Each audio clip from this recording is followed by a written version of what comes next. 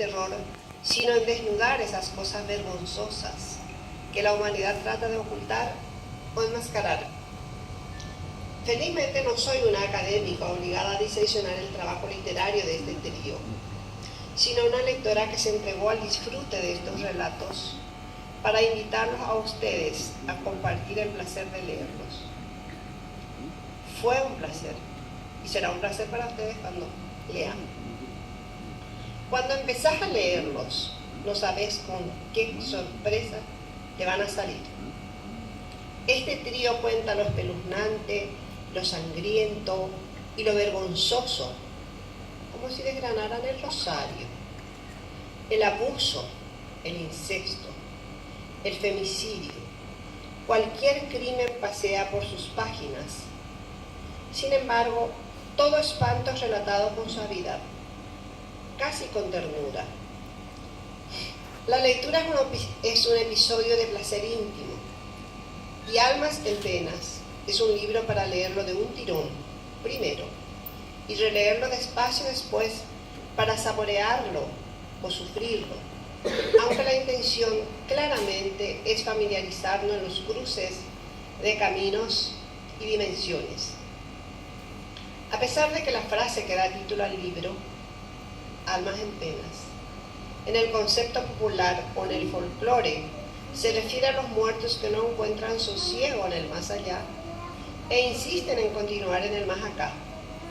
En estos relatos simplemente se instalan donde quieren y acompañan al lector o a la lectora disimulados detrás de algún ángel de mármol del cementerio, que espera en un burdel o queda dentro de un testamento donde alienta la furia del deseo de una carne ya marchita que se posterga para consumarse en otros cuerpos y en otra generación.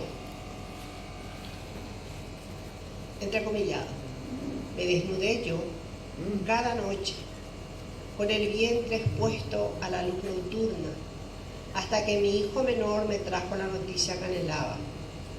Su esposa estaba esperando un bebé.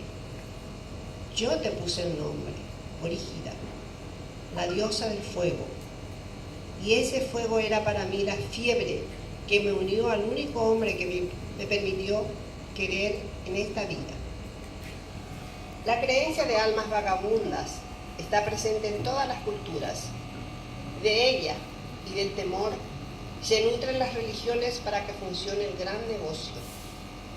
Existen cientos de rituales para que el muerto despistado descubra que está muerto.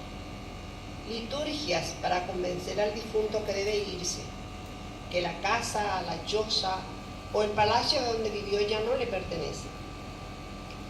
De Mabel ya sabíamos que tiene oficio en esto de escribir y describir sobre estos sujetos inmateriales.